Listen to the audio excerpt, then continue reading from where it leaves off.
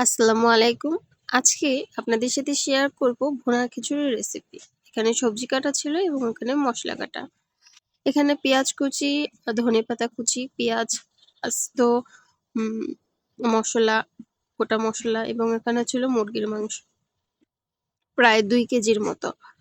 এছাড়া এখানে গুঁড়ো মরিচ, হলুদ, এটা ছিল টেস্টিং সল্ট। অনেকেই চেনেন, অনেকেই চেনেন না। তারা ব্যবহার করতে পারেন। রান্নার স্বাদ বহুগুণ বেড়ে যায়।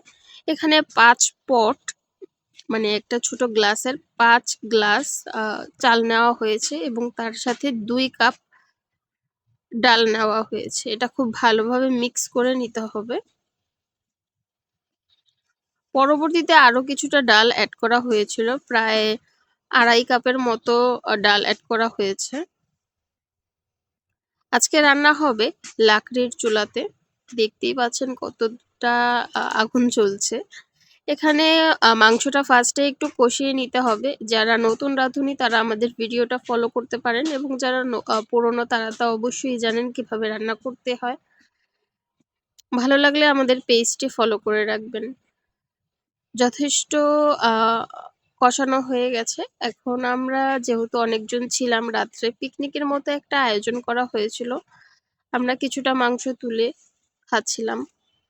মাংসটা কষানো হওয়ার পরে সবজি যেগুলো ছিল আলু, গাজর, ফুলকপি, বিভিন্ন ধরনের সবজি ছিল। এগুলো হচ্ছে দিয়ে দেওয়া হলো মাংসটার মধ্যে। দেন কিছুক্ষণ কষিয়ে রান্না করার পর জল দেওয়া সরি উঠিয়ে রাখা হয়েছে। এরপর চুলোতে কিছুটা তেল দিয়ে চাল এবং ডালটা কিছুক্ষণ ভেজে নেওয়া হয় লবণ দিয়ে। এরপর মাংসটা ঢেলে দেওয়া হচ্ছে যেটা সবজি মিশ্রিত ছিল। এই সময়টা যখন আপনারা মাংসটা ঢেলে দিবেন অবশ্যই অনবরত নাড়াচাড়া করতে হবে। না হলে পাতিলে লেগে যেতে পারে।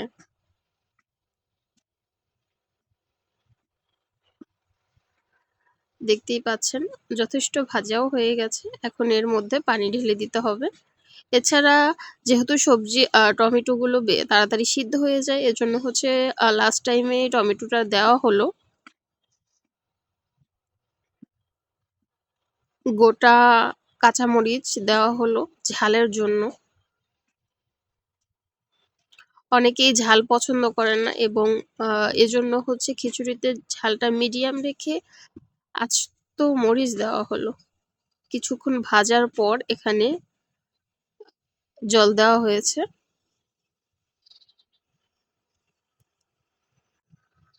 খিচুড়ি রান্নার রেসিপিটা কিন্তু খুবই সহজ।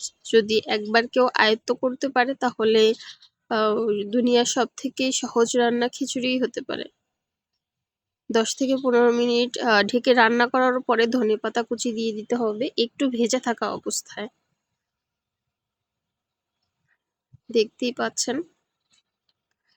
এখনো কিন্তু পুরো চালটা সেদ্ধ হয়নি। আমরা চুলোর আগুনটা কমিয়ে দিয়েছি। একদম নেই বললেই চলে। এটা হচ্ছে ভাপে হচ্ছে রান্না হবে। চুলার যে তাপটা এখন আছে সেই তাপে রান্না হবে। তাই আগুনের প্রয়োজন নেই। এটা হচ্ছে ঢেকে রেখে দিলেই চালটা বাকি চালটা সেদ্ধ হয়ে যাবে। এই যে আমাদের রান্না একদম প্রায় শেষ। সাজিয়ে গুছিয়ে আপনার ইচ্ছে মতো টেবিলে পরিবেশন করতে পারেন এখন। দেখতেই পাচ্ছেন কতটা সুন্দর হয়েছে। যেটা আপনারা আপনাদের বাসায় রান্না করলে আপনারা এই সঠিক টেস্টটা পেয়ে যাবেন। আজকের মতো এই